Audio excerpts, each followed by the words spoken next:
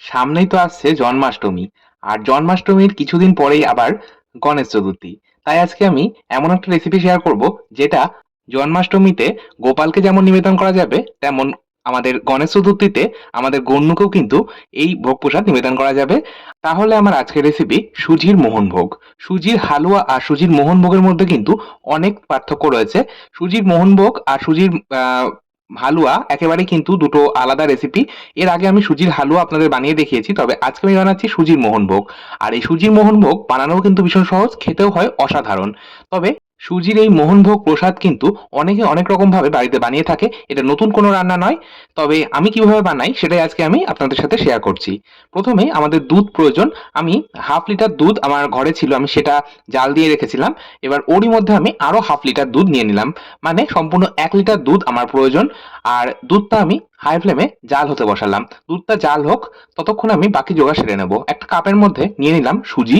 এখানে আমার 1 লিটার দুধ যেহেতু নিয়েছি, তাই আমি 150 গ্রাম সুজি ব্যবহার করব। এই রেশিওটাই কিন্তু একদম পারফেক্ট রেশিও। আপনারা যদি 500 ml মানে হাফ লিটার দুধ ব্যবহার করেন, সেক্ষেত্রে ব্যবহার করবেন 75 গ্রাম সুজি। আর সুজির মোহনভোগ বানানোর জন্য অবশ্যই আপনারা সূক্ষ্ম দানা সুজিটা ব্যবহার করবেন। বাজারে দুরকম সুজি পাওয়া যায়, একটা একটু মোটা দানা হয় আর একটা হয় একদম সূক্ষ্ম বা ধুলো সুজি। সেই ধুলো সুজি কিন্তু আমাদের ব্যবহার করতে হবে। আচ্ছা, এরই মধ্যে আমি হামানদিস্তার মধ্যে মোটামুটি 7 থেকে 8টা ছোট এলাচ আর একটা ছোট দারচিনির টুকরো, এই ধরুন হাফ ইঞ্চি মতন হবে, সেটা নিয়ে ক্রাশ করে নিলাম বা একটু হাফ ডাস্ট মতন করে নিলাম। আপনারা চাইলে গুঁড়ো করে নিতে পারেন, অসুবিধার কিছুই নেই। এবার আমি চলে যাচ্ছি পরবর্তী স্টেপে। আমাদের দুধ তো জাল হতে বসিয়েছিলাম, দুধের জাল চলে এসেছে। আমি দুধের বাটিটা ছোট গ্যাস বার্নারে বসিয়ে দিলাম। আমাদের গ্যাস ওভেনে দুটো বার্নার থাকে সাধারণত। আমি বড় ওভেনে প্রথমে দুধ জাল হতে বসিয়েছিলাম। দুধে বয়েল চলে আসলে আমি দুধের বাটিটা অপর গ্যাস বার্নারে বসিয়ে দিলাম। দুধটা এবার আমি কম আঁচে ধীরে ধীরে জাল হতে দেবো, মানে দুধটা জাল হোক, দুধটা জাল হয়ে একটু ঘন হোক, সেই ফাঁকে আমি বাকি জোগাড় সেরে নেবো। এবার এই বড় গ্যাস বার্নারে আমি কড়াই চাপিয়ে তার মধ্যে 1 চামচ ঘি দিয়ে, ঘিটা পুরো কড়াই ছড়িয়ে গরম করে নিয়ে এর মধ্যে কিছু ড্রাই ফ্রুটস ভেজে নিলাম। ড্রাই ফ্রুটস বলতে আমি এখানে একটু কাজু আর কিশমিশ ব্যবহার করছি। কাজু কিশমিশের পরিমাণটা আমি বলছি না, এটা আপনারা আপনাদের ইচ্ছে মতন কম বেশি ব্যবহার করতে পারেন। কাজু কিশমিশটা মোটামুটি 30 থেকে 40 সেকেন্ড নাড়াচাড়া করে ভেজে তুলে নিলাম। এখন ওই একই কড়াইয়ের মধ্যে আমি আরো মোটামুটি 2 থেকে 3 টেবিল চামচ ঘি ব্যবহার করছি। এই সুজির মোহনভোগ বানানোর জন্য আপনারা কিন্তু তেলের ব্যবহার একেবারেই করবেন না, সম্পূর্ণটা ঘি দিয়ে বানাবেন, তাহলে স্বাদটা বেশি ভালো হবে। আর ঘি একটু বেশি পরিমাণে কিন্তু ব্যবহার করতে হবে। প্রথমে আমি 1 চামচ ঘি ব্যবহার করে ড্রাই ফ্রুটস ভেজে নিয়েছি, তারপর 3 চামচ ঘি দিলাম। ঘি গরম হয়ে গেলে আমি এর মধ্যে দুটো তেজপাতা আর 2 থেকে 3টে মতন ছোট এলাচ দিয়ে নিলাম। তারপর এলাচ আর তেজপাতাটা একটু ভাজা হলে, মানে 10 থেকে 15 সেকেন্ড ভাজা ভাজা হলে দিয়ে দিলাম ওই যে 150 গ্রাম সুজি কাপের মধ্যে আলাদা করে রেখেছিলাম, সেই 150 গ্রাম সুজি দিয়ে দিলাম।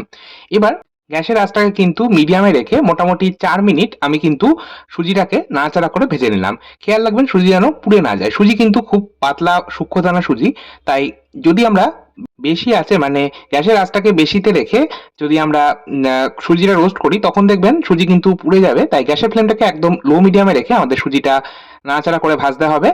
সুজিটা মিনিট চারেক ভেজে নেওয়ার পর আমি এর মধ্যে দিয়ে দিয়েছিলাম গুঁড়ো দুধ।